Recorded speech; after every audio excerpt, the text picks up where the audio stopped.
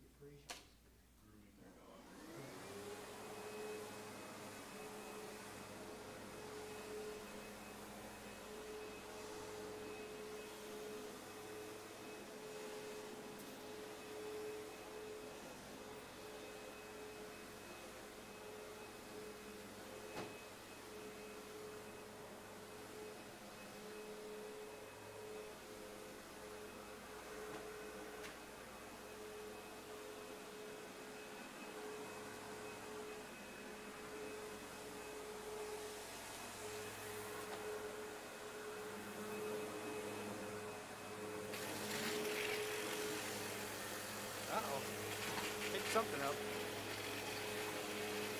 Let's go back. Pardon? So let's get on the vacuum. It does.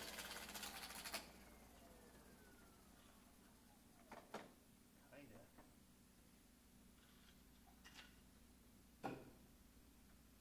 Brush is circulating. Wow, what a mess.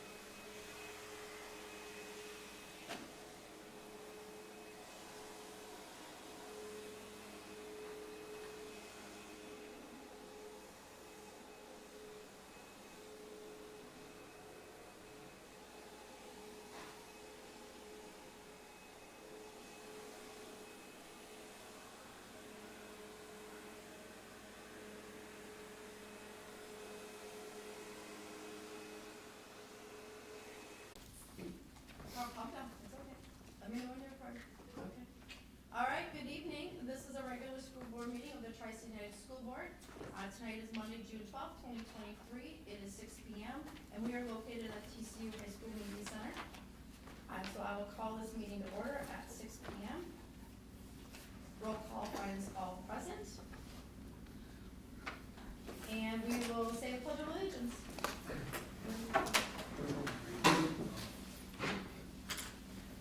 Allegiance to the flag of the United States of America and to the republic for which it stands, one nation, under God, indivisible, with liberty and justice for all. First up, we have our administrative report. Alright, so there's a whole bunch on there, but we'll summarize a few things. So first I want to begin with most recent happening this weekend. If everybody had a chance to look at Facebook or read the paper, whatever, Carly Hartwick, 7th grader at TCU Center, broke the Class AA state meet record in the 400s. She ran 57.16, which is absolutely outstanding, especially for a 7th grader. I looked it up. She would have been 5th overall in the entire state for all divisions. So pretty outstanding performance on her part. Dante Javarian ran prelims 154.49, and then finals got 4th in the 800. So to come back from, which is a huge PR for him to actually come back and then do that again was pretty outstanding. So we had really a couple of really outstanding performances over the weekend. So other things, just highlight real quick. The ATSIS, the alternative delivery of specialized instruction services, we finally got approved since the last board meeting. And there's a whole bunch of things being put into place right now, support pieces. If you look at the shifting of some of the staff members to utilize those people, and then of course rehire for some other positions. has been really amazing. So we'll be able to obviously help our struggling students and provide some instructional support and some intervention that has been needed. So we're looking forward to aligning that with the MTSS, the multi-tiered system of supports. And we're looking at doing a lot of data practice work through a program called Panorama, which puts a lot of data together for snapshots for not only our admin team, but for our staff. So really exciting.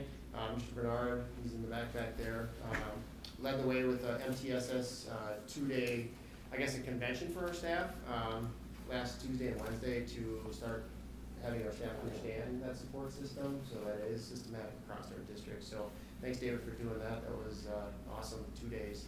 I think we've mentioned briefly, we have an alternative learning program that's coming back in the high school. Actually, we're calling it the Titan Achievement Academy. I know I'm summarizing this, kind of goes through all the reports that are up on the board reports, so right now David Reese is planning that with his team to look at how we can help our students that struggle at the high school level. Right now, how to capture juniors and seniors more so, but really that program is made to start looking at students coming out of 8th grade and helping them through 9th grade. So we're in the process of what we're going to teach, how we're going to teach that, and what we're going to do to do that to help our struggling high school kids. If you live in the community, you probably saw a STEAM postcard coming to your mailbox. Anna drew that diagram, that picture, that photo up for us, which is absolutely amazing. Once again, that's part of our 5th through 8th grade programming. And as we look at how to create benchmarks and classes and so on, there's a whole bunch of different ideas for that. Jeff Ballman's back there too, he's been kind of helping with that with David Bernard. So some ideas in like the personalized learning model, real world models, interdisciplinary, some play models, some social emotional models in there. So there's a lot of planning that's happening with that right now as we reinvigorate the couple spaces over in the center in Montgomery for that to happen. And that's a pretty significant process as we, I don't want to say hurry up and dive into it, but hurry up and explore what that may look like. So Jeff and his crew will take and really hone that in after we get a year to explore it next year and really fine tune that. So really exciting. If you had a chance to look when you pulled in, you got a whole bunch of building projects going on. So there's a huge crane out front. So as the rooftop units are put onto the buildings, obviously they're going to keep progressing around the district. Once they leave here, they'll go over to TCU Montgomery. They're over in the center right now. If you go outside, you'll see the track is, they took off the top layer, well, they took all the rubber off. They took off the top layer of tar. They've retarded it. They're getting ready to oil it. So you'll see a new track surface being put on in the next couple weeks, which is pretty exciting, and they'll paint it from there. So pretty exciting. Since the last time we met, graduation and honors night took place. So a lot of students capturing a lot of different grants and scholarship awards. Graduation went really smooth and really well. So it was a great night. Congratulations, obviously, to all of our students that academically have received things, and obviously for our students to make it through their 13 years here at TCU. Some of them obviously transferred in, but to capture those 13 years as a small part of their life, always pretty exciting. It's always a pretty surreal moment just to watch those students graduate. And you know, that's really what it's about. Once again, it's not about the graduation, it's about the experiences that we hopefully have given them. It's for them to go out and be better citizens to whatever it is they're going to move on to. So we'll continue to look at that, but really, really good moment on graduation night. And then I already mentioned it, but I'll mention it one more time, is I just want to bring up the MTSS piece again, just because as we look at how to bridge all of our schools together so that we are at a common place for when kids start to move forward is a really pretty significant task. And I already said that David Bernard has been leading this through MDE. And really to hone in on where our 3rd graders are, let's say, from all 3 buildings through assessments to see if we are meeting goals and criteria as a district, and then bringing that back together to formulate plans with our ADSYS people that are helping through the process of intervention and coaching again is really going to not only benefit the district and the kids at the lower level, but it also help us to transform the way it looks as our kids move up to middle school now with STEAM. and then move up to the high school as we start to formulate some pathways and plans to move that forward. So really exciting times. There's a few other reports on there. You look at lunch, we're in the process of hiring some people. She feels very confident about where she's at with the lunch program. Obviously, we're going to be free breakfasts and lunches again next year, so we're at that process. But outside of that, I want to thank Mr. Carl Mank, who's sitting right across from me, for really stepping up and helping us out right now in the need for our facilities and where we're at going into the summer. It's been a task and a half, but I think we're under control with it all now. Do and thank Mr. Carl. So I want to make sure that I mention that as well. And then Jean's sitting over there, so she has a report there too. Jean has a lot of reports, I guess if you want to look at that, but what Jean does to put all this together, especially since working with David to reallocate some funding, whatever, through the ACTS program, takes a lot of work and a lot of strategy, a lot of strategical thinking. So we got to thank Jean for putting that all together too, as we continue to offer new positions and how we're creative with things too. So outside of that, as you know, I can keep talking, so we'll kind of stop there. All right, thanks. All right, I will take a motion to approve the agenda. I'll second it. I have a motion by Kevin Huber, second by Trevor Bowman to approve the agenda. All those in favor? Aye. Those opposed? Motion is passed 7-0. Next we'll move on to the consent agenda. First off, we have our approval of our minutes of our May 8th, 2023 regular school board meeting and May 22nd, 2023 special school board meeting. Under personnel, we have appointment ending. Liesl Nolan, junior high volleyball and junior high boys basketball coach. Tony Barnick, assistant weightlifting coach. Greg Fedema, social studies teacher. Natalie Eckstein, the community ed early childhood, early learning coordinator. Tyler Bratch, custodian. Paul Norgren, wrestling coach. Melissa Mock, paraprofessional. Taylor Zabel, Kid Zone. Kristen Schlingman, elementary teacher. Nikki Greger, preschool teacher. And Megan Lachar, high school admin assistant. Under new hires, we have Katie Keo, English language arts teacher, there we go. Kelsey Ross, elementary teacher. Sydney, elementary science teacher, high school. Rose Schroeder, general music in choir. Cindy Hugo, science teacher, middle school. Kristen Schlingman, early learning coordinator. Maria Seppi, paraprofessional. Megan Duffney, paraprofessional. Mary Dooley, paraprofessional for summer school. Jeff Bowman, head robotics advisor. Gina Gullis, Kids Zone summer site supervisor. Carrie Langer, Tri-Fest advisor. Nikki Greger, elementary teacher. Madeline Marshing, elementary teacher.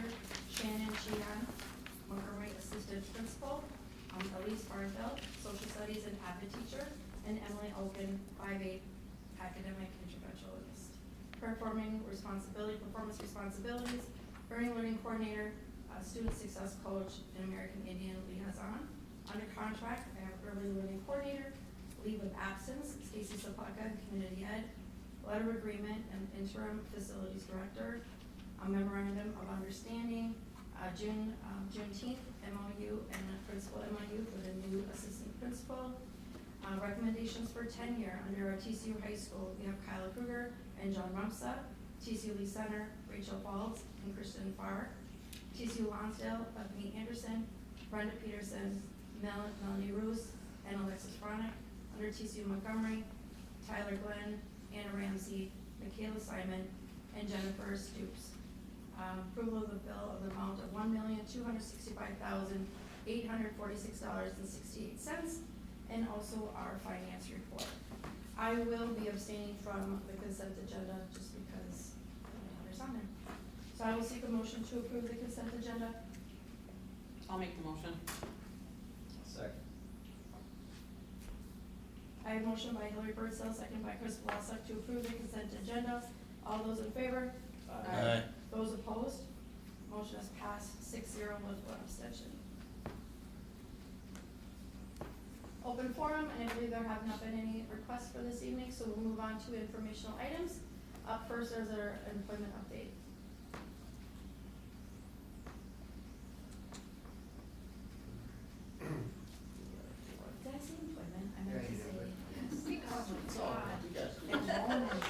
you'll figure it out. Oh, man, it's been a long day. So enrollment is down just a few students, pretty consistent with May. So looking at this a little more closely, if I look at K-4 totals, they have stayed pretty consistent, almost exactly the same from beginning of the school year to where they are at now. And if I look at 7th and 8th grade, also have stayed very consistent across the board. As far as that, 290 and 288 we started, ended. And then high school, as part of our ALP program that I brought up before, we have lost some students in 11th and 12th grade, so we've actually gone down somewhat in the high school. And as we look to move forward, we'll hopefully recapture what that looks like. But otherwise, over the last couple months, it's been pretty consistent. Any questions? All right, QComp, another year report. Okay, well, I need to have access to that.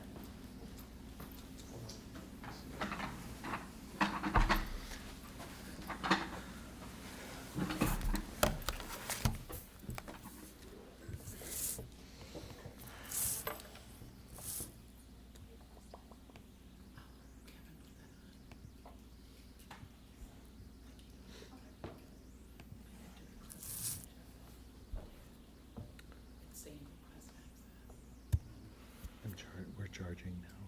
Can you give access to Marcia? Mm-hmm. Yeah, David's gonna get to you right now, so just give it a second.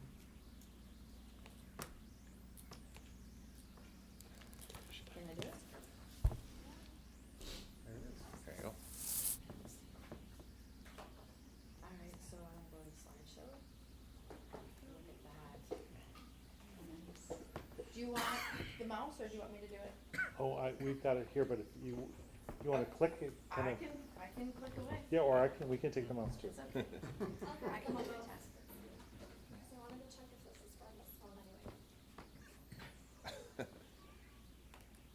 Okay. Oh my God. Two birds, one That stone. overlooks that far away, right? Oh, it does. Way back.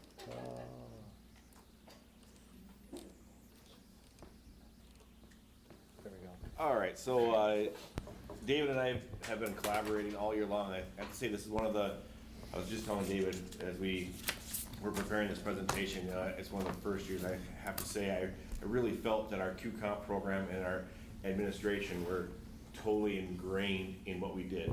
You know, we were working together, all trying to accomplish the same goals, and that really impacted our teachers' learning as well as our students.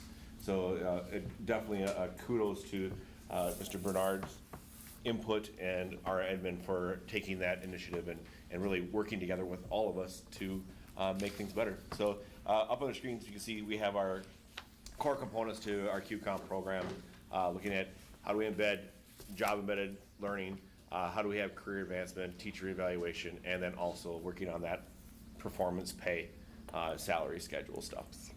So just kind of a breakdown of our program. We have our district facilitator, which is myself, basically doing the bookwork, making sure things are running smoothly. We have our 4 site leaders, one in each building, who kind of take the building component and help making sure that things are passing down. And then we have over 30 coaches that are embedded into our program to help our teachers do the work that we need them to do. So overall, we started talking about how this process all worked, right? So we had in the past IPDPs. Those this year transitioned a little bit. We'll talk more about that as we go forward to a PDSA process. We looked at and evaluated our CLT teams and their effectiveness this year. We talked about how we could revamp that. We'll talk about that as we go forward as well. Looking at those early releases was a big piece to what we did all year long, was what kind of professional development do our teachers need? What kind of programs can we provide to them?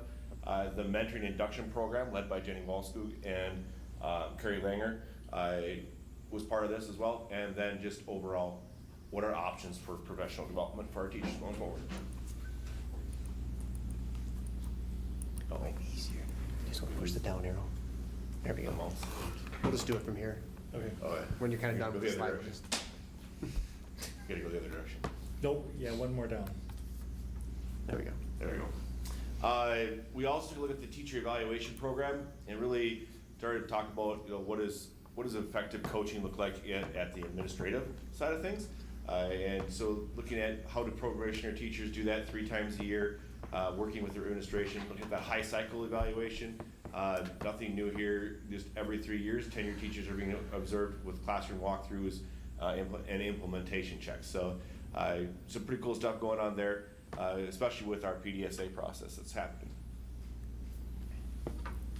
So updates. So as I kind of hinted to earlier, our IPDP process was one that it felt like we were very much in silos. We had this going on over here, and we had other programs happening over on the other side. Our Plan, Do, Study, Act process, or the PDSA process, really started to merge that together and started to really create something that worked for all sides of the coin and brought those independents into one so we could work to make things better across our buildings. Updated our collaborative learning teams to be more effective with that process. So what that meant was that we had coaches that were entirely content-based. We found, all right, if I have a coach, if the science coach is just coaching the science teachers, who's helping an English teacher implement science into their classroom or articles they could run around science? And so we found a huge benefit to reworking that system so that the science teacher might have an English teacher and a math teacher and a special ed teacher, and a lot of different people working together to kind of, again, make the whole group better at what we're doing. So that was that big collaborative team, as well as we had more site team work with our PDSA to kind of look through what's going on in my classroom, being able to share that with my fellow teachers, and give them an opportunity to learn from what I'm doing and me learn from what they're doing. So it was really a lot of collaboration going on, and you can see that's what number 3 brings up, that added collaborative learning and feedback process. That was part of that. Developed those instructional playbooks. A lot of thanks to Mr. Bernard here. Those were really cool. They gave us a lot of high leverage instructional strategies, basically a warehouse of strategies to learn about what are the key components that we can implement in our classroom easily and effectively and get our biggest bang for our buck. And so that was a big piece behind those instructional playbooks. A lot of information in there. We're still working our way through those, but definitely a vital part to that revamp. Redesign that teacher evaluation process again, as we kind of talked about the high cycle line of framework, giving some choice in there, and the end of the year reflection piece. So we really had teachers at the very end of the year sit down and talk about what did they learn by the work they did this year, and how will that help guide them next year. So they already have started their PDSAs really for next year, because the last side of this year's will be something that they'll bring in for next year. So we started that forward process, so it's not just, oh, we did this year, all right, now it's next year, we'll forget about that. No, that's not how this is going to work. We're going to bring it in and start continuing to grow and help us continue to add.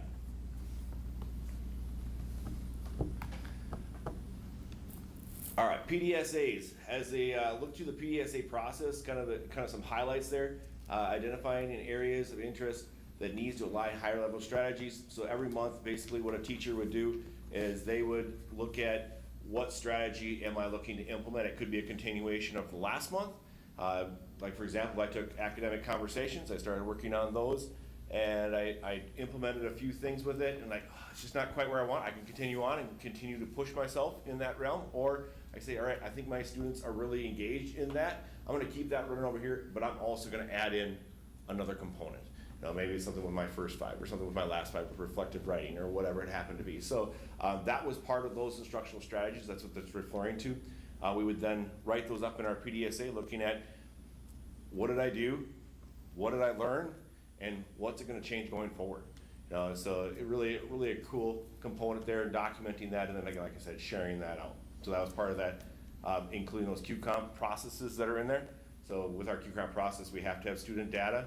We're basically collecting it every month now, and it looks a lot of different ways. It's not just a quiz. It could be Post-its. It could be a informative question that I just gave my kids and had them talk to me about it. I mean, it could be just me walking around my classroom. So a lot of different ways to collect that data and look at it. So we're implementing that basically monthly. Looking at overall goals. How am I increasing my engagement with my students? Implementing these strategies. All those pieces are part of that as well.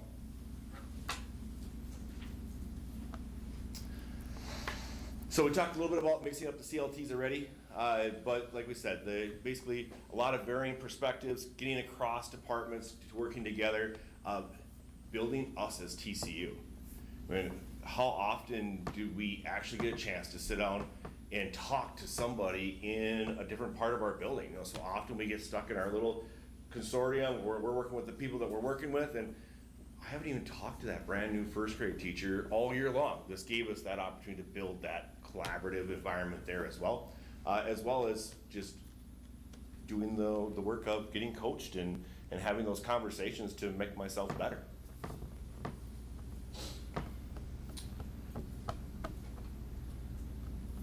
So instructional playbooks. So we had really three big areas of focus this year. The interacting with the learning intentions, that was a big one. So we're kind of where we started off with, and then as we progressed through the year, we gave the teachers a lot of choice. And they could either explore academic conversations or low stakes writing. A lot of our teachers chose to go into both areas, I'd have to say. You know, they dabbled in here and dabbled in there, and you know, really trying to find their path that worked best for the students that they were working with. And that work just keeps continuing. You know, it'll even add in with the summer work that we're leading with bringing in those AVID strategies and talking about how we can kind of align the verbiage that we're using so that, you know, that there's, you know, we all know there's different names for a lot of different things, right? You know, so making sure that we're using the same words that refer to the same types of strategies so we're all on the same playbook and understandings as we go forward and just walking the walk and the talk. Teacher evaluation process, we talked about restructuring that. Our probationary teachers, one of the things that they had told us many times was that they felt so overwhelmed, just so much going on. How do I know, where do I focus in on? How do I, you know, they want to be better. There's just a lot going on. So with the guidance of the admin team, kind of breaking that down into a 3-cycle observation. The first one really looking at the environment, then going into practice, and then finally into planning. So it basically gave those new teachers a lot of focus and hey, we're looking specifically at your environment, your classroom. What do you have that's going on there? How can we make it better? Where can we improve? You know, what do you have that's going on that's awesome? You know, those are all part of that cycle. So pretty cool there. And I was talking to David beforehand, you know, that our new teacher's like, that was so cool. I knew that's what I was going to be focused on, and I could I felt comfortable asking my principal, like, all right, so how do I do that? You know, that was pretty cool to hear. So they took a lot of the stress off this year. So that was pretty cool. The high cycle teachers were given a lot of choice. So instead of the traditional, you know, administrator comes in, they sit down, they're typing away, and then we meet afterwards and talk about what we saw. It gave teachers actually the ability to go out and they could explore other teachers' work. They could visit other classrooms and see strategies in action. They could do the traditional if they wanted to and go through the pre and the post and all that was involved with those evaluation processes there as well if they chose to. But just a lot of choice in how they demonstrate their learning over the course of the 3 years that they've been on that high cycle. So just a little options there. So one of the aspects that we focused on at the start of the year was to look at a variety of data sources to make decisions about the effectiveness of what we're doing. So we approach it a little bit like a puzzle in terms of multiple puzzle pieces. When you look at kind of all of those pieces together, you get a clearer picture as opposed to isolating on just one aspect of it. That being said, we're going to focus on one aspect of it tonight. So we did a lot though in terms of did completed data as far as like the number of teachers who engaged in professional learning and then implemented practices. We would analyze their practices on a month-to-month basis, kind of go into those PDSAs that Jeff talked about. We'd look at the quality of professional learning that was offered, getting feedback from teachers about what really was needed. The playbooks that Jeff referred to really kind of are almost, if you think about it, from what a coach may use for, here are the 5 or 6 plays. If we execute them effectively, we're going to have increased performance. So we had teachers interacting with those playbooks, taking data from what they were actually using the most of, and then trying to find additional resources to support that and kind of provide that kind of opportunity.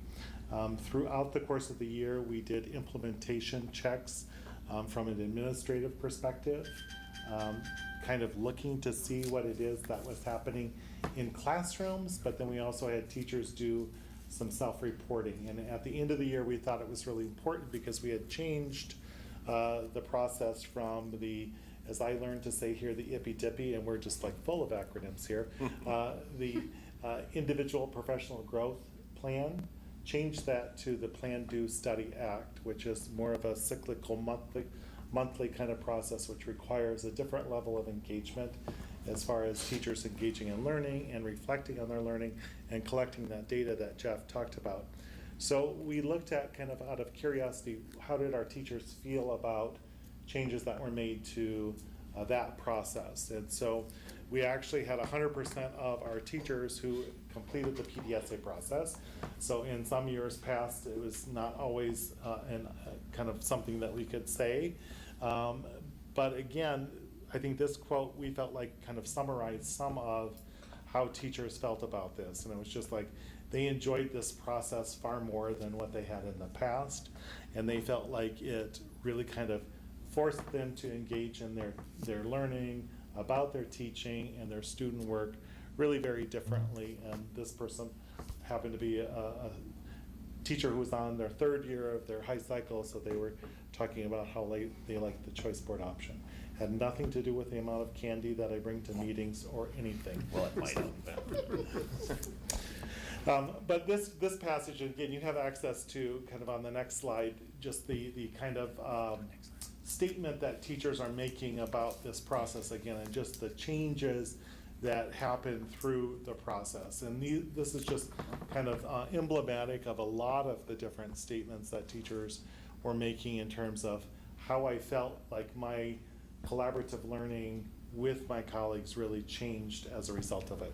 So the next few slides are going to provide like an analysis of some of the data sets. So when we look at this, we asked a question: to what degree did this process inform your learning and your planning? So in other words, is what you're actually engaging in on a month-to-month basis making a difference for what you do? 98.2% of the teachers said it was having some impact or significant impact on what they were doing on a month-to-month basis. So that connection is really very positive. The next question really dealt with, like, how are you applying what you're learning? So I'm learning about this, but then are you bringing it into your classroom and making a difference for how you teach, how students are learning? Again, consistent data point, 98.2% of our teachers responded that way. The next data point really spoke to the evidence that they felt like they were able to see from students, and kind of was student learning impacted in some way, shape, or form? And 94.7% of our teachers were reporting that that was true based on data that they were collecting. And again, that data is embedded in their portfolios and slides that they documented. So the next slide talks about, or data point talks about, to what degree did it inform your choices or decision making? In other words, based on what you learned, were you analyzing that, using that process to make steps that are going to inform or help you?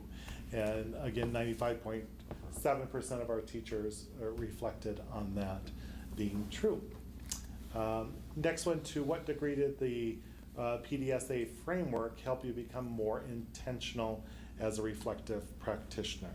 So again, 94.7% of our teachers are saying, like, overall, I felt like I became better about understanding what I'm learning and then also what I'm doing as a result of that in the classroom. And then ending kind of with this last slide, we just felt like this again was really emblematic of kind of a vast majority of the feedback we received about this process. I believe this has been a game changer as it has finally put a focus on our professional development. This model gives planning and instruction a better focus and forces us to obtain data that we use to guide our next steps.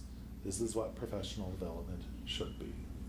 So we felt that was pretty awesome in terms of summarizing way teachers felt like the PDSA process was helping them grow. The really cool thing about it is this Friday already, I've got 2 optional PD sessions on a Friday. I have 16 people showing up Friday morning and about a dozen showing up Friday afternoon, which I think is pretty commendable. Teachers are not being paid for it. They're coming because this is something that they want as a continuation of their learning. So like I might have to break out some homemade baked goods or something just to kind of like thank them for their time. Scones. You're all welcome to Scones. scones, Scones. yes. Scones. And actually tomorrow we have a training for our new E3 literacy program. So we have teachers who, I think somewhere in the neighborhood of like 35 teachers who are going to be here, E3, so that's a pretty significant portion of our E3 educators who are coming, again, midweek or start of the week to really dive into what it is that they're doing. They're very excited to start in that work, and again, they'll be able to take that, make connections to what it is that they're going to be doing for the school year. And I think we have probably about every day in June and every day in August, something that is scheduled and people showing up for it. So I met last Friday again, 5th grade teachers showed up just because they wanted to have conversation about what they're going to be doing next year with some new programs. And we sat for 3 hours and worked kind of where they're going to be going and what they're going to be working on. And I told them, I said, I need to put like 2 bottles of paste picante sauce in front of you. One which is mild and one which is hot. And I'm saying, this year we're focusing on mild. We are going to try to control your pace because if you burn hot, you're going to burn out. So we're going to want to kind of keep them at a steady pace because otherwise they're just going to do everything that they think they could and should be doing. And we know it's like got to be really intentional with that implementation if we're going to make it stick. So lots of excitement already. And as Kevin talked about with MTSS, I think we had about 45 educators last Tuesday and Wednesday engaged in learning really about kind of how do we take our instructional and operational frameworks and make those 2 systems work really well together. So some pretty exciting stuff, lots of good stuff coming up. So yeah. Any questions? No, it's pretty awesome for where we started. Remember, I don't know, Jeff, we were talking about, you know, the first quote up there, the naysayers in the beginning, right? Like, oh my gosh, we've had this whole system of the evaluation process was this is how it is. How am I gonna get my QComp? To a slow process of some convincing and showing some data, you know, through David Bernard and so on and so forth to, you know, I look at that last data point, which was the reflective piece, which honestly most teachers don't do. And to have 94.7% of our teachers reflecting is pretty significant because that is the piece that carries and not only over to the next day of teaching, but to next year's teaching as they can go back and look through the playbook and actually see what it is that we've, you know, what they have been teaching. So the process has been just instrumental as where it started to where it is now to, like David just said, the people that want to show up and learn more about it and what they're seeing with the students. And as, like I mentioned earlier, when we implement more data through the MTSS system and put this all together, it's gonna be really a lot of fun to see the transition more so from our teachers after a year of this. And then our students being able to reap the benefits of teachers actually wanting to learn about their teaching. And that's pretty important, that we're not just teaching to teach, but we're learning to teach. And that's kudos to Jeff and the QComp team for accepting, you know, the PDSA model and Mr. Bernard for incorporating that and getting that set up and really getting our teachers on board. So, you know, kudos to them. It's been a really, really awesome year of transition. So, very cool. And just by way, kind of, you know, like that 5.3, so the things that I wonder about, you know, that 5.3% of the teachers who didn't find it being a helpful reflective process, my question is like, what structures or systems do we need to put in place to help them? Kind of, so not to like penalize them in any way, shape, or form, but to say like, what can we better understand about that group of educators? And then of the 94.7, how do we find systems to really strengthen that reflective process even more so? And in here it said 100%, does that mean all the teachers participated in They this? did. Yep. Which Yes. is huge, because that has not been the case in the Yeah. past. So it's a huge positive.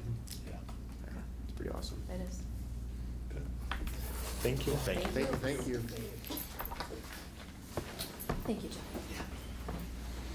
Saves me nothing too. All right, we have finance committee update. Yeah, finance committee met on May 22nd. Reviewed some revenue and expense tracking reports, did a deep dive into fund balances, specifically Fund 1, Fund 2, and Fund 4. I'm sure we'll be talking a little bit about that tonight. Also reviewed the health insurance renewal, as well as talked a little bit about the upcoming Palmer bus transportation contract and how that would impact budgeting. Yeah, and then tonight we're looking at the actual budgets in this board meeting, so that's the update from finance. Did I miss anything? Nope, I didn't. Thank you. We have South Central Service on here, but they're not on here. We have an update for that? Kevin, were you giving an update or no? Yeah, Dale and I were playing a little phone tag. So the biggest piece out of the South Central meeting was there is some $4 million grant money available to work with the co-op itself. So Dale and I are going to talk more about what that looks like. Otherwise, they just had pretty much a general meeting to discuss what happened over the past year. So right now, it's at $4 million that's available for grants to help our students through the co-op process. So we'll be exploring that. Dale's pretty excited about it, and I'll get some more information on that. But otherwise, really probably the shortest agenda that I've seen out of their meeting so far this year. So, yeah. All right, perfect. Next we'll move on to new business. First up, we have our May donations. Be it resolved that the School Board of Independent School District number 2905 accepts with appreciation the following gifts or donations and permits their use as designated by the donors. 5-Star Embroidery, 380 Titans zipper pulls. Kyle and Sarah Nichols, Toby Dynavox speech system for SPED department. CVF Motorsports, $500 for high school special projects. And Lonnie and Sue Schatz, student model trombone. All right, I will seek a second. I'll second it. I have a motion by Chris Vlasic, second by Trevor Hone to approve the resolution for the donations for the month of May. Since this is a resolution, it'll be a roll call vote. Josh? Yes. Trevor? Yes. Chris? Yes. Marcia's a yes. Kevin? Yes. Hillary? Yes. And Cindy? Yes. A roll call has passed 7-0, roll call vote. We have an on requested leave of absence. Let's see. Be it hereby resolved by the School Board of Independent School District number 2905 that Mary Dooley be and hereby is placed on unrequested leave of absence .833 FTE as a teacher of Independent School District number 2905 on the grounds of lack of pupils and financial limitations. Effective at the end of the 2022-2023 school year on June 30th, 2023, pursuant to Minnesota statutes, section 122A.40, subdivision 11, without pay or fringe benefits. Be it further resolved that a notice of placement on unrequested leave, together with a copy of this resolution, be forwarded to said teacher personally, and that an affidavit of same be placed in her file, together with a copy of the notice and resolution. I'll seek a second. I'll second. A resolution has been introduced by Chris Vlasic, second by Hillary Birdsell, to approve Mary Dooley be placed on unrequested leave of absence of a .833 FTE from a 1.0 FTE. Since this is a resolution, it'll be a roll call vote. Josh? Yes. Trevor? Yes. Chris? Yes. Marcia's a yes. Kevin? Yes. Hillary? Yes. And Cindy? Yes. Resolution has been passed by roll call vote 7-0. Next will be our Southwest Metro Long-Term Facility Maintenance Levy. Which do you want me to pull up here? You can pull up the executive summary if you want. Are we gonna get some explanation on these before we vote? Is that what Jean's doing? Okay. Yep, so I have the next two items are for Southwest Metro levy items, so I'm just gonna talk about them at the same, but they are separate resolutions, so. So Superintendent Babcock, members of the board, I'm recommending for your approval 2 resolutions pertaining to Tri-City United's membership in the Southwest Metro Co-op, the long-term facility maintenance and safe schools. TCU is one of 11 member and 4 associate member districts with the Southwest Metro Co-op. And as per Minnesota statute, co-ops and intermediate districts are able to access LTFM and safe school funds. In order for Southwest Metro to access these funds, each member school district must acknowledge annual approval through resolution. So for both of these items, Southwest Metro basically levies to our taxpayers through our school district, and we pay it back to Southwest Metro for the operations of their buildings and programs. So for the Southwest Metro long-term facility maintenance levy, both of these levies are based upon like our year-to-date member usage. And then, so they take the total cost of the programs, then they divide out, they base the allocation across their member districts based upon like our usage. So this year, our usage is 7.31% of the total. And so then our portion, our share is $9,291.69 for the LTFM maintenance levy portion. And then if you go further down for safe schools, so our portion is the same, so 7.31%, and our share of that amount is $16,409. And then I attached their full budget sheets and then the split between the 11 member districts. So this is an annual requirement that we have to do before June 30th, and this kind of is one of the kickoffs to our next levy cycle. So that'll culminate in December when we pass the levy. Does anyone have any questions on the Southwest Metro levies? Oh, go ahead.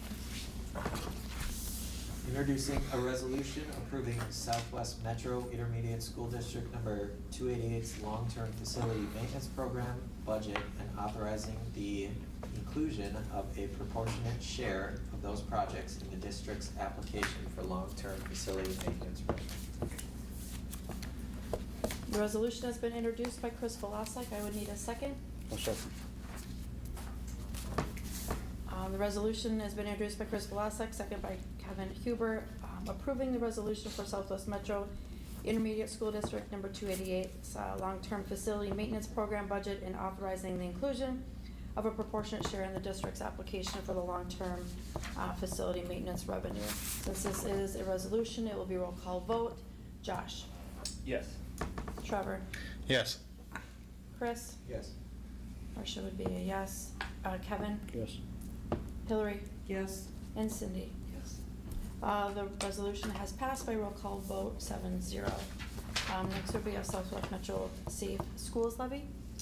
This is a resolution approving Southwest Metro Intermediate School District number 288's Safe School Program and authorizing the inclusion of a proportionate share of this program in the district's application for safe school revenue. I'll need a second. I'll second.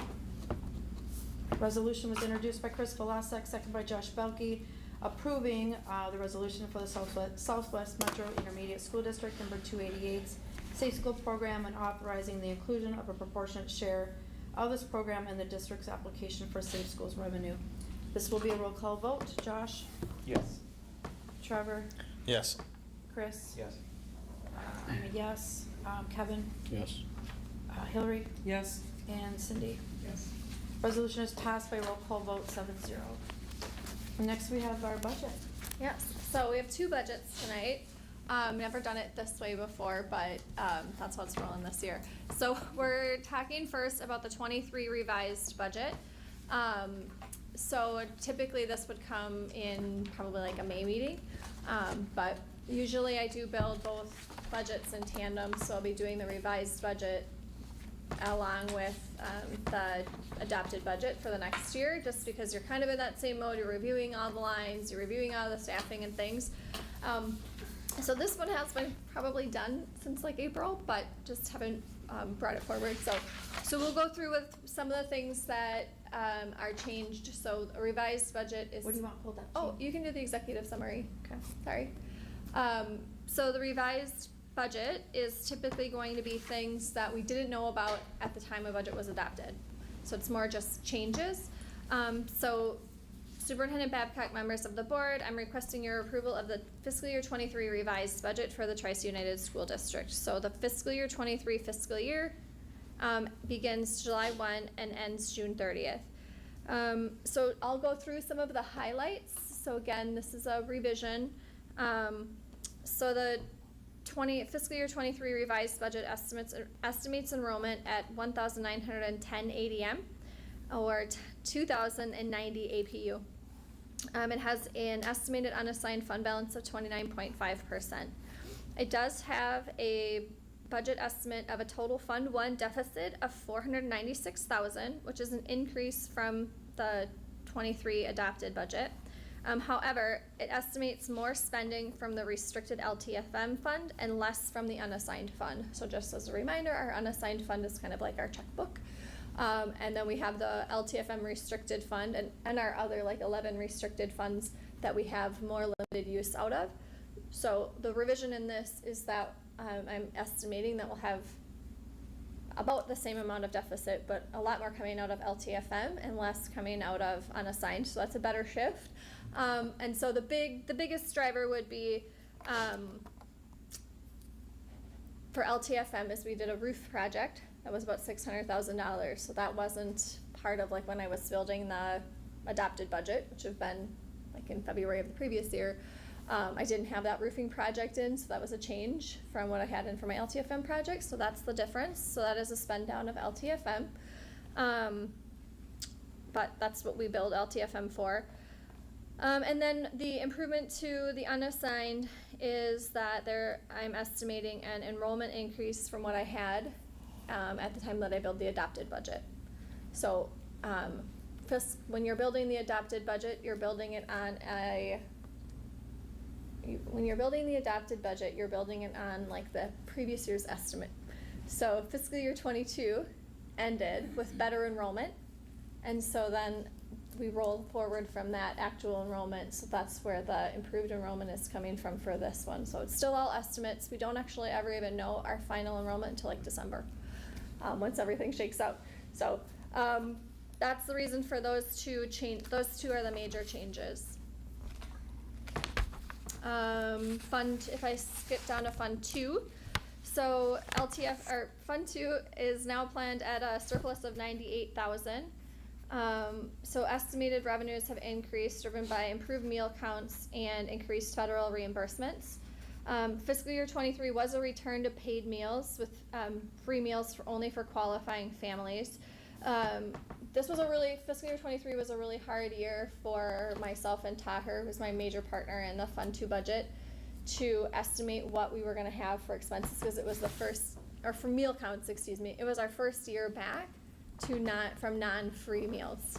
So it was kind of like we didn't really know what we would get for student meal counts when it went back to being paid again. So that was kind of the reason for the change there. Community service, or community ed, more commonly called community ed, is Fund 4. That's planned with a surplus of $122,000.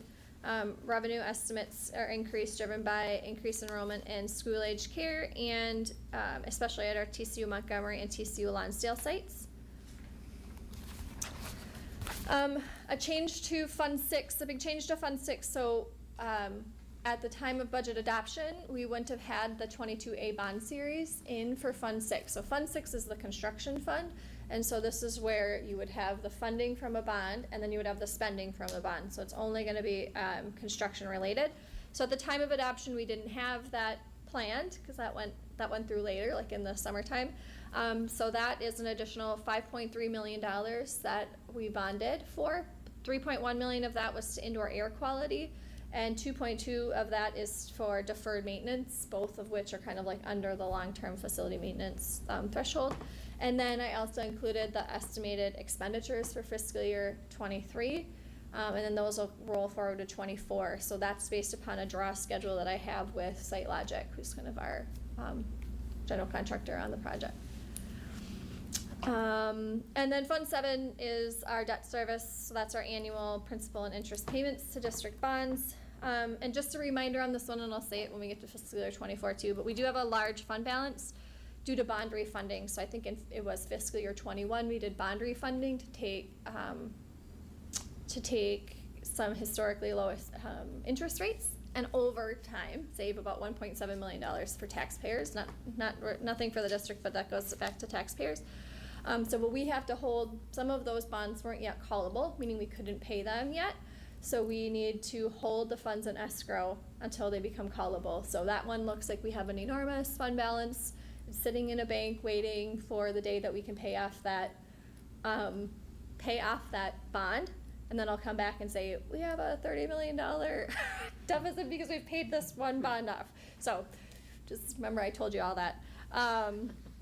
So when that comes, I don't even honestly remember the year off the top of my head.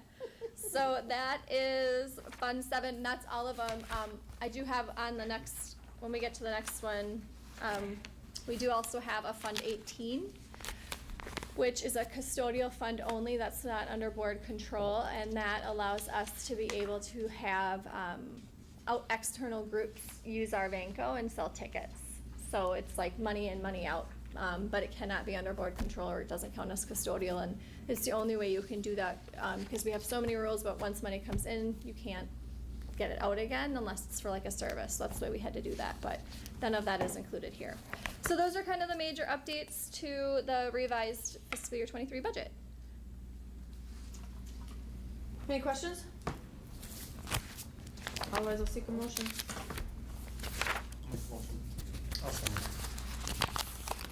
I have a motion by Josh Belkey, second by Chris Vlasak to approve the revisions to the FY 23 budget. All those in favor? Aye. Those opposed? Motion is passed 7-0. Okay. You want me to do the executive summary? I would do the presentation. I think it's the second one. Oh, yeah. This one gets a presentation because it's an actual full budget. So I just wanted to start off kind of with what I was saying on the last one, just to remind everybody and ground everybody again. I know everybody has different kind of varying degrees of understanding of school budgets. Just to remind anyone that school finance is very unique and everything's kind of like in a bucket and we have to spend within that bucket. There's a lot of shifting that happens and things to make it work, but there are some hard lines. So Fund 1 is our general fund. So in that we have an unassigned, and that's sort of like, checkbook is just a blanket way to say that. That's like we have the most flexibility in spending in that fund. Still within, school district and taxpayer regulations, but that is our broadest allowable use. Assigned is set aside for uses designated by the district. And so that would be something that I go to the finance committee and talk to them about uses for assigned funds. Restricted is allowable uses are set by state statute, and TCU has 11 of those. There are different, if you were at a different district, you could have a different number depending upon if you had like an ALC. Some of the legislation, which we'll talk about a little bit more, has said that there might be more restricted funds coming. So we will wait and see as we get more guidance from that. Fund 2 is food service, so all operations related to the school meal program, and aims to be self-sufficient and fully funded. So all of the staff, all of the food, and then all of the revenue from that program are in the Fund 2. Fund 4 is community education, so our largest components in there are preschool and kids zone, but they do encompass many programs of all ages. This is like birth to, safe driving, AARP stuff. So this is really kind of all of the things that happen outside of TCU that aren't K-12 and aren't through the activities department.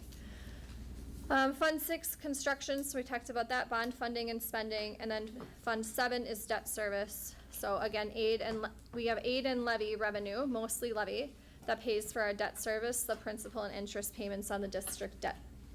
And then we talked about the custodial fund, so that's not under board control, but it is one of our funds. Go into assumptions. So this is more, I guess, overview and assumptions. So our fiscal year will run from July 1 to June 30th. All districts must have a budget approved by July 1.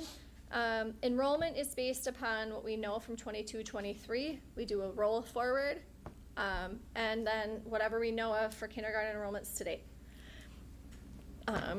Let's see, I've incorporated known employee contract impacts, so if people are on like their second year of their contract, then I have that in, and then I estimate for any like open contracts that are yet to go. So we do have our largest contract that's still in negotiations, being our EA contract, so that one is estimated, so it'll just depend upon how well I did estimating that.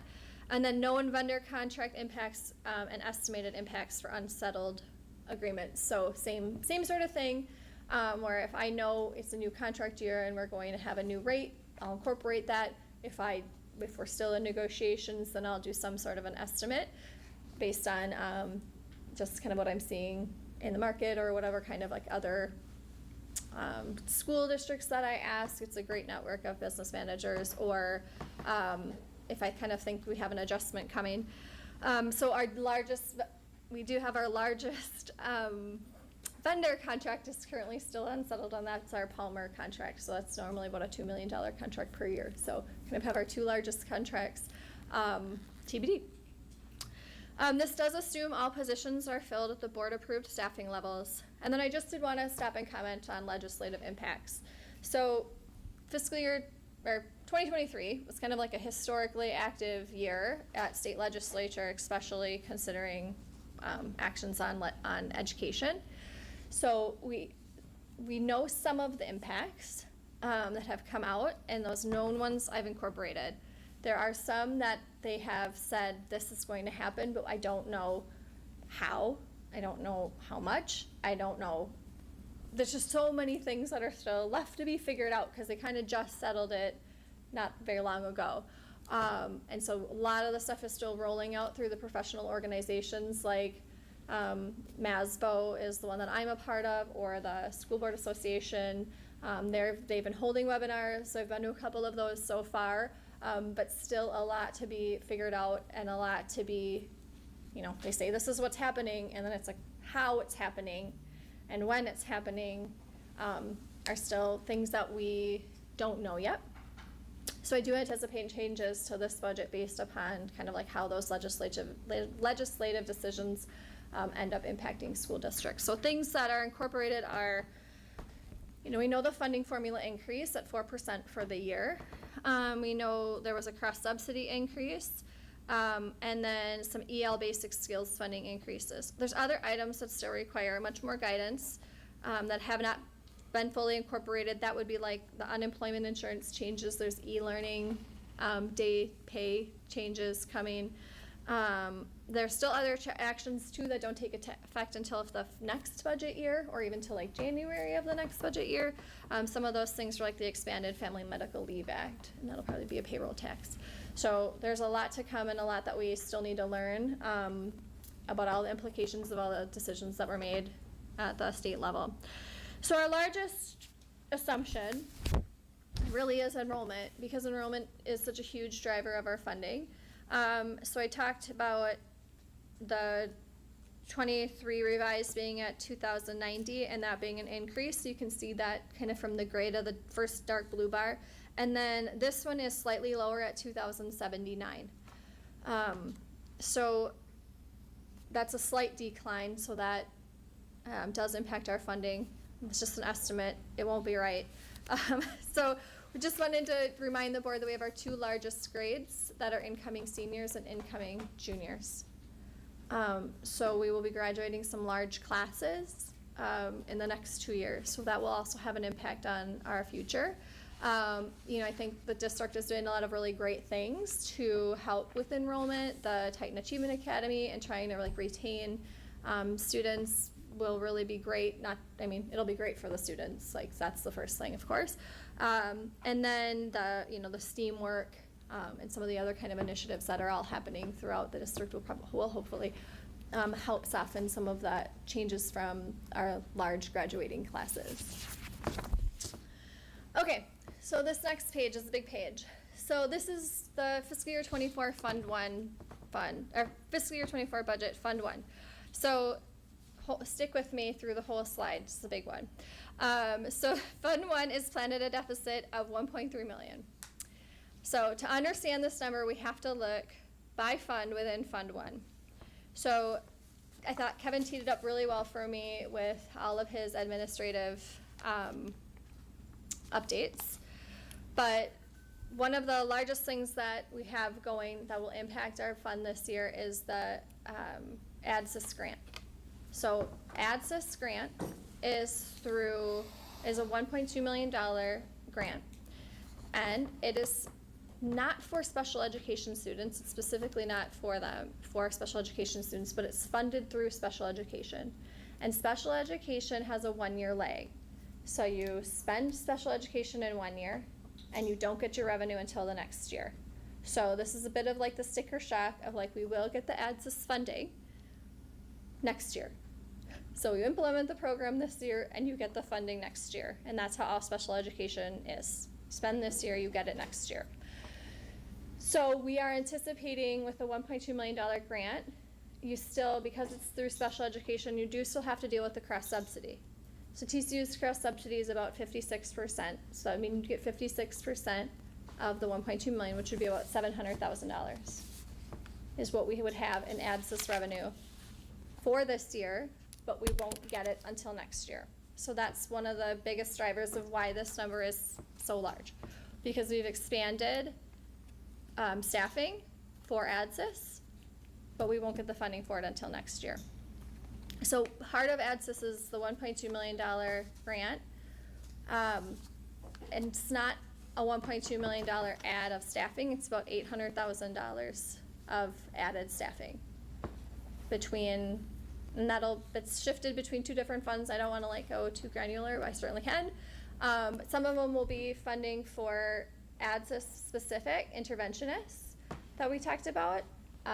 Others will be using ADSYS for staff that would have been covered under basic skills, but because those staff can now be covered under ADSYS, now we have the opportunity to hire coaches that will be paid for basic skills. So it's a bit of the shifting between the pots a little bit to get us to where we need to be financially, and to take full advantage of the ADSYS grant. So one more thing about that, I don't know, there is a change, like I said, to the cross subsidy. So it's possible, and this is still, like I said, in legislation, we don't have a lot of details on a lot of things, but it's possible that amount could go up because they improved the cross subsidy through legislation. So our historic number, which like most recently was 56%, could increase to a better rate. So I know, just want to make sure everybody's really clear on this timing, because if you weren't clear on it, I would want to go over it again to talk about that deficit. We can come back to it too if you want to think on it a little bit. A couple other things are happening towards that number, so we kind of talked about that. I'm calling out specifically here, we had 400,000 add in ADSYS just to unassigned, but there was additional like 400,000 of staff adds to other restricted lines, and we see those kind of lower down. But we had 150,000 deficit planned for the assigned fund. So this was approved by the Finance Committee, a spend down of the assigned fund to invest in the STEAM areas at TCU La Center and TCU Montgomery. So this is using assigned fund to prepare those areas that are former TCU La Center and TCU Montgomery ag shops so that they can be cleaned, painted, flooring, furniture, and get them ready for classrooms. It also does include some money for like branding of both STEAM and then the district more in general. So that's a component of that, is a planned spend down as well. Then we go on to restricted funds. So we've got staff development with about a $50K planned spend down. I think Kevin alluded to a lot of this and a lot of the work that's being done in MTSS and the Titan Achievement Academy and getting staff ready for that. And we do have a fund balance to support a spend down You can't do that forever, but you can do that as you're kind of building programming. Same with operating capital. I think Kevin mentioned some of the, I can't remember the name of it now, but basically like tracking to be able to have student performance, data, have better data on student performance so that we can make sure we know how students are doing and where they're struggling and where they need help. So that is, again, just a planned spend down on operating capital. Other things we spend in capital are curriculum, technology, life cycle investment, and then general site equipment and replacements.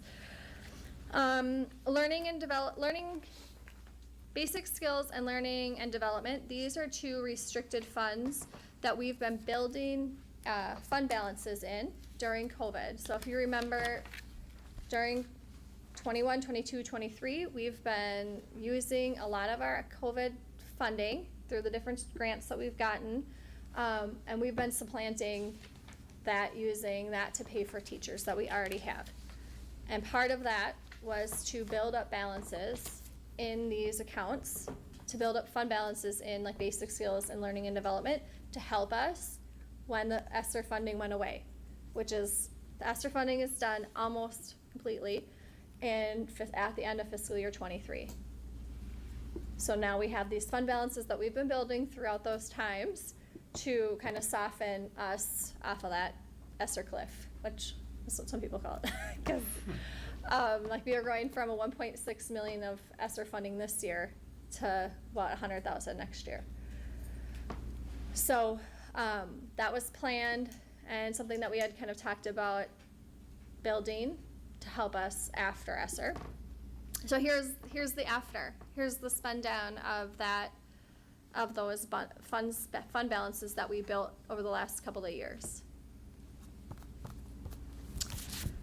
We did also get a big bump in basic skills funding, which has been a huge help this year. A year ago, state increased what methods can be direct certified for free reduced. So now anybody with like a Medicaid is direct cert for free reduced. So that greatly increased our free reduced counts and increased our basic skills funding by about $600,000. So that's been a huge help for this year as well. So that plus the fund balance is helping us kind of, post ESSER funding. And then LTFM, we have a 91K deficit planned for district-wide projects. So one of the impacts of having the bond that we talked about when we talked about the fiscal year 23 budget is that we borrowed a portion. We borrowed $2 million for deferred maintenance. We borrowed ahead from our LTFM revenue.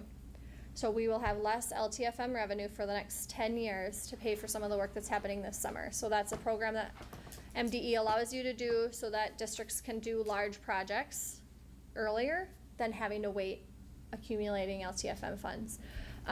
So as a result, though, we will have reduced revenue. And so this is a spend down of our LTFM fund balance to move ahead with some projects in the district as well. So a lot happening. So I think if I just would summarize, the biggest chunk of this is timing.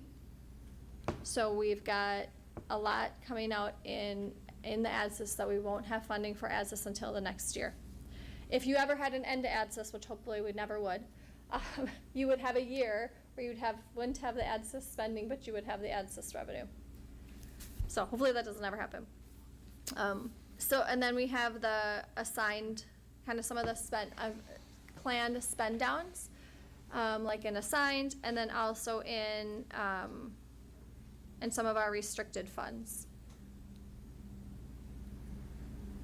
So I know this is a big slide. Does anyone have questions?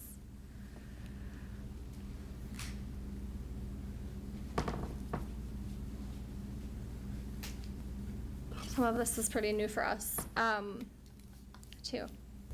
All right, well, let's go to the next slide because it shows you the revenue breakdown. So in state, you can see the state increasing from 19.5 to 21.7. So this would be the 4% increase in the funding formula, which a funding formula doesn't give you 4% on everything, it gives you 4% on a portion. So for us, that's about $560,000. We did have an increase to cross-subsidy funding of about $770,000, an increase to EL and basic skills of about 80, and then we had an increase to basic skills funding because of FRP Direct Cert, which is hold harmless for the next 2 years, and that was about $560,000. And then we talked about ADSYS funding will lag expenditures by 1 year. So that's about another $700,000 that we would expect from ADSYS in the following fiscal year.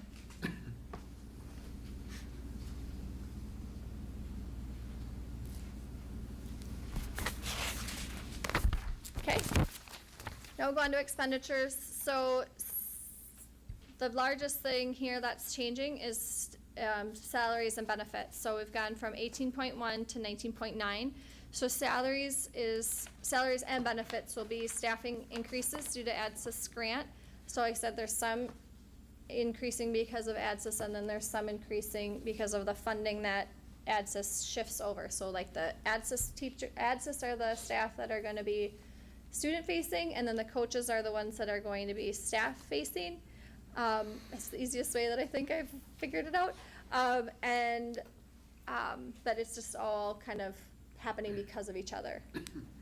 And the other expenditures are not that different. It's really in the staffing that we're seeing the jumps. And then also in benefits, we did have a large premium increase, as you're aware, to our health cost. So for some staff contracts, that is all going to basically staff cost.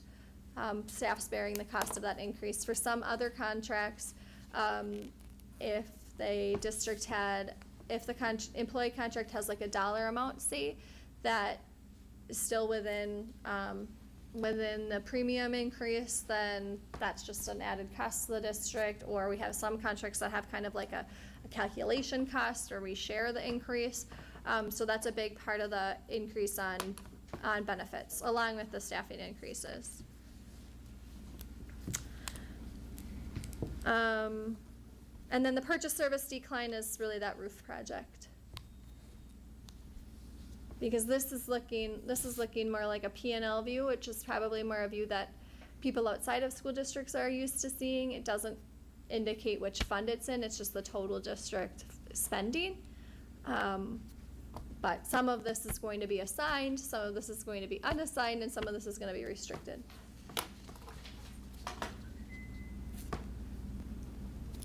Okay, that's Fund 1. We can certainly come back to it. Fund 2 is planned at a deficit of $70,000. So we kind of mentioned again in the administrative report that universal meals go into effect for fiscal year 24. So I've kind of got some more information about that, but it's free breakfast and lunch for students. Meal costs for families qualifying as free or reduced will be fully or partially paid with federal reimbursement rate, and those meal costs for non-qualifying families will be paid by the state.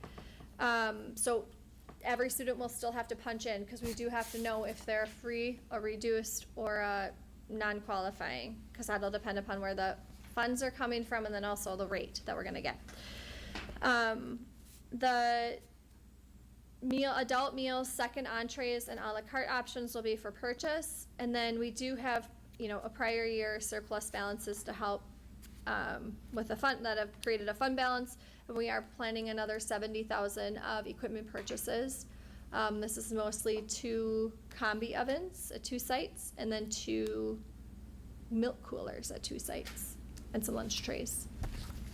So we did maybe $80,000 this year in equipment upgrades, and so we'll do another 70 next year. So really great. A lot of districts have really actually benefited from the federal reimbursement rate that they've gotten through food service, and I know I've talked to you guys about this, but the cost of commercial grade equipment is very high, and we have 4 sites that we have to update. So it's a great thing that we have that fund balance there to be able to improve our equipment. So it'll hopefully make serving meals faster, and then also just improve the safety in the kitchen. Our kitchen is one of the, kind of one of your areas where you have the highest work comp issues. Okay, Fund 4. So is planned at a surplus of $6,000, so we'll call that essentially flat. Revenue is based on projected program enrollments, and state funding has really remained unchanged, and is diminishing percentage of program revenue. There was some action at legislature for community education. It was small, like I think we'll get maybe another $8,000 or something. But in the time that I've been here, our state funding has been like the same. And obviously your costs don't stay the same, so it's becoming a smaller and smaller portion of our program. And then the rest of it has to be made up with fees. Fund 6. So continuing on what we said as fund in fiscal year 23, we have our continued spend down of the $5.3 million deferred maintenance fund, Bond Series 22A.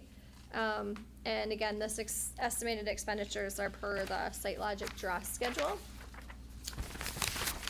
And Fund 7, so similar to what it looks like I have a typo. Repayment of principal and interest on district debt. So, and then a reminder again about that large fund balance, which we will pay when the bond is callable. So that is what's next is, we continue to have staffing changes. So even as I made this in like May 22nd, I think, we've had a lot of staff shifts, and I mean, you saw your list here of all the staff that have been added. Our risk insurance came through, and we'll still wait for some of those other vendor contracts and employee contracts to come through. So as they do, then I reincorporate that, and that would come through in a revised budget later. And then just kind of further understanding of all the legislative impacts. And that'll hit in fiscal year 25 and beyond too for some of those legislative impacts. So I do want to go back and just reiterate on the Fund 1 deficit that this is a programming ad with a delayed revenue. And the other, about half of that, is from planned spend down of assigned or restricted funds. Any questions? Quiz? Quiz? At the end of the meeting, yeah. Okay. All right. And there's more detail in your executive summary too, but I just wanted to hit kind of those highlights. All right, I'll seek a motion. Make the motion. I'll second it. I have a motion by Josh Belsky, seconded by Trevor Holland to approve the FY24 adopted budget. All those in favor? Aye. Those opposed? The motion is passed 7-0. Thank you. Yep, that's my last one up here now next. Okay. So risk insurance renewal, so this is an annual renewal of our risk and risk management policy renewals. So Superintendent Babcock, members of the board, I'm recommending for your approval the 23-24 insurance and risk management policy renewals. The combined proposal is an increase in annual premiums of $18,945, which is approximately 7%, for a total cost of $281,397. According to Casey Holland, who is our agent through Voller, which is a subsidiary of Marsh McLennan, this was a very favorable renewal as it goes for school districts. So he was very happy with 7%. I'll never be happy with 7%, but he said from the other districts that he was at that they had more like 15, 20% renewal. So he was happy with us with this renewal. These policies are property, general liability, inland marine, which is kind of like our stuff, insurance on like our stuff. Within the buildings, crime, auto, educator liability, legal liability, cyber liability, work comp, excess liability, and volunteer accident, limited medical. So the plan year runs from July 1 to June 30th, which corresponds with our fiscal year. So under the proposal, we'll remain with Marsh McLennan, formerly Voller, as our agency on record. Casey Holland has served the district for several years. He's highly service-oriented and supportive in all areas. Just incredible response time and knowledge, honestly. So I am recommending a change in our insurance carrier for property liability and auto to EMC Insurance Company. We did receive 2 bids for property, general liability, etc. From our current carrier, Wright Specialty, and from EMC. We did have 2 others that declined a bid. EMC's bid is $51,000 less than Wright Specialty. And the other 2 companies that declined a bid are citing our location within the FEMA hail corridor. So apparently we sit right in this hail corridor. I asked, like, does it matter that we're not, like, we have spread out buildings, like, do they count for this? Like, are we gonna, like, all your buildings wouldn't get hit at once, but he says they do, but I don't know. So I'm recommending no change to our work comp insurance and our cyber insurance carriers. So those would remain at SFM for work comp, which has really great customer service. We will probably have an EMOD increase next year, so work comp increase next year due to some incidences that we've had. Right now we have a very low EMOD, which is great. That's just the score that they give you to determine how much you have to pay for work comp insurance. We do have a really great rate right now, but do anticipate that going up. We never thought it would last forever, but it's been a good run. And then cyber, so that's with CFC and Lloyd's of London, and you know, we kind of had our hand forced to do a lot of the cyber protections and things that we did the last couple of years. So we're a little bit ahead of some of the other school districts. I know some of even like my vendors that I use for software are instituting some of like the multi-factor authentication. I'm sure you're seeing that more and more with your own logins. So we kind of did that a couple years ago. Yeah, I think that's kind of I did include for you all like the full packet too, so you can see the differences in the cost. On some of the items, Wright Specialty is lower than EMC, but overall it is a 51,000 savings to move to the new. And there are some policy changes that Casey was not concerned with, so. Okay, I'll take a motion. I'll make a motion. I'll second. I have a motion by Kevin Huber, second by Hillary Birdsall to approve the 23-24 insurance and risk management policy renewals. All those in favor? Aye. Those opposed? Motion is passed 7-0. Next, we have our sub and temporary employee rates of pay.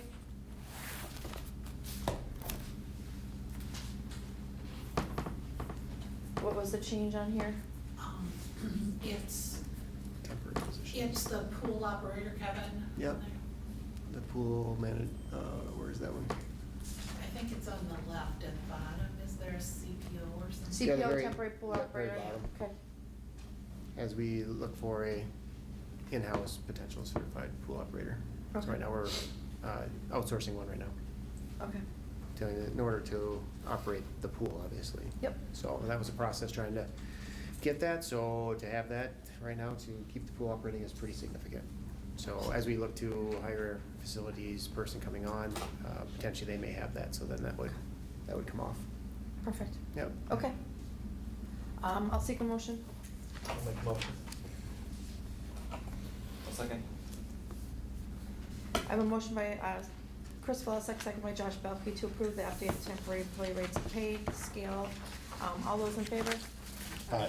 Those opposed? Motion is passed 7-0. I should have said too, it's only a few hours a week. Okay. So it's not. We have our Minnesota State High School League renewal. This is just something that is done every year. You don't need to watch the video, it's something that people No, are unless we watching. want to watch the video. Yeah. This is just basic, what we're doing here. I don't know what has the fee increased? Mhm. So I'll bring that up.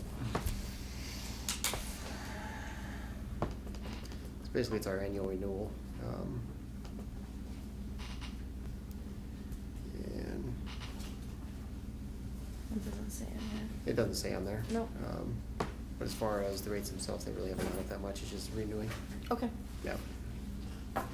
I'll take a motion. Being that the rates went up pretty much last year. Right. They kept pretty stable this year. Perfect. So, yeah. I'll do the motion. Okay, thank you. I need a second. I'll second. Oh, it was a tie. I have a motion by Cindy Vlasak, or Cindy, yes, Cindy Weecheck. Oh my God. Second by Kevin Huber to approve TCU's 23-24 membership to the Minnesota State High School League. All those in favor? Aye. Those opposed? Motion has passed 7-0. We have our coaches, for the 23-24 sheet. And you can see, Chad has it listed by, Year. who's actually covered, and then yellow obviously is the ones we're still searching for, so. Otherwise, we're looking pretty good. Just a couple of volleyball coaches we need. That's it for the fall. Yeah, sitting in a really good spot right now. So we're doing all fall, winter, and spring? Yep. Okay. And that also secures that these people know that they're having a position instead of waiting until right before the Sure. season, so, you can see that winter, just a couple there as well, so. And spring we're covered? Really throughout the whole entire, season for 23-24, we're just searching for a few coaches, which is pretty rare. So we got, some hires from staff that are actually fulfilling some roles in-house too as they come in for teachers. So that's pretty exciting as well to have our staff be coaches as well. So I think that's why we're sitting a little bit, maybe lower than usual. Okay. So, pretty cool. Seek a motion? I need a second. I'll second. I have a motion by Kevin Huber, a second by Josh Belkey to approve the coaches and advisors for the 23-24 school year. I could have pulled up the advisors. All those in favor? Aye. Those opposed? Motion is passed 7-0. Do you guys want to see the advisors also? They were on here. We should probably do that really quick. Same thing, just a few scattered here and there. Working on the FFA Tri-Head Advisors, that's actually pretty much filled, that'll be coming up soon.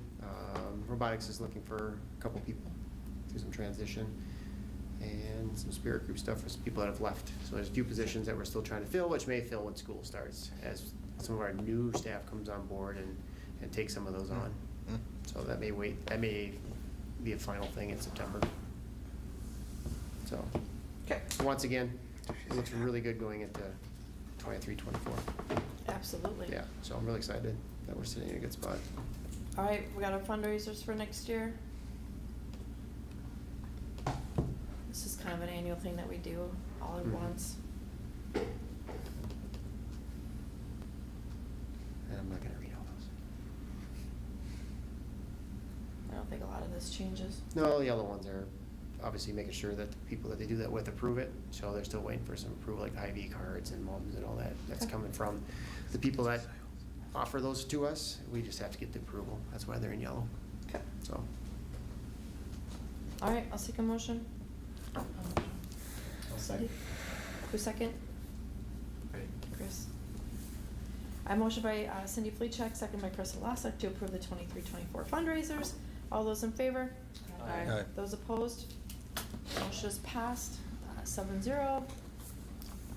Overnight trips, again, same thing. yep, you'll see in yellow, it's the uncertainty of, as they come about, and then finalizing them. So they're not completely finalized. Some of those are further in advance. So as they become more finalized, obviously the yellows come off. And then there's also some instructors that may need to join, a few people on there, so. Sure. So it's just finalizing as the year goes on. But those are potential trips that will be happening, overnight. You can see like state wrestling, first you gotta get someone to qualify in state. Right. You know, that type of thing, so. Same with Easy. state robotics, gotta get people to qualify, so. Easy. It's just an ongoing thing. Well, I just noticed state track's not on there, and they just got back from it. And you're right. So they have some state athletics. Just curious of why, not all of them. You're right. Track over. They stay over.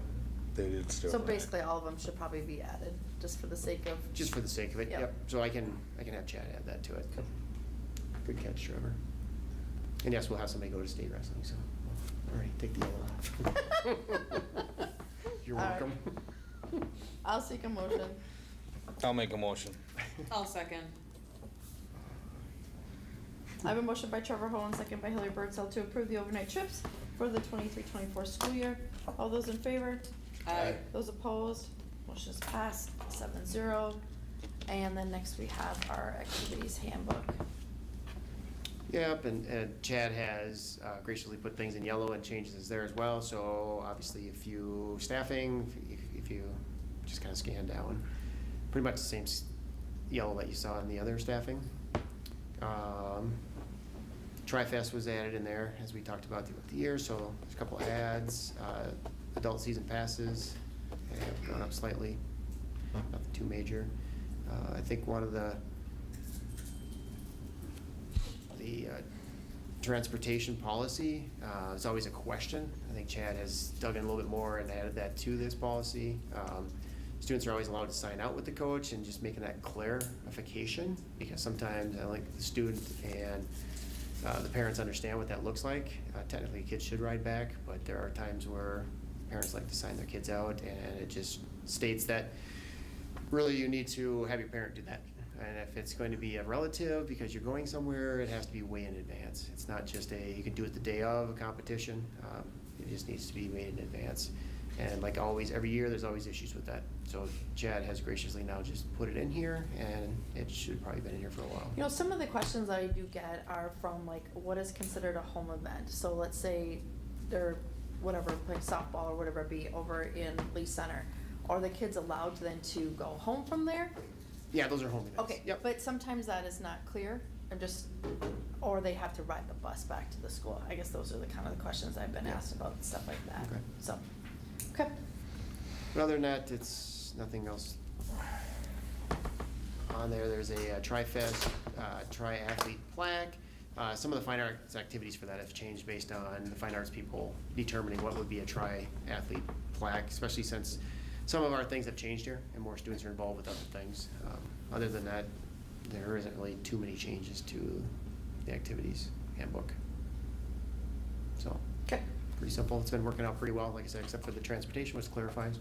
Otherwise, we're not changing much to that. All right, I'll take a motion. Need a second? I'll second. I have a motion by Cindy Fleetcheck, second by Josh Belkey to approve the 23-24 activities handbook. All those in favor? Aye. Those opposed? Motion is passed 7-0. I'll seek a motion to adjourn the meeting. I'll make a motion. I'll second it. I have a motion by Kevin Huber, second by Trevor Hone to adjourn the meeting at 7:34 PM. All those in favor? Aye. Those opposed? Motion is passed 7-0. Meeting is adjourned.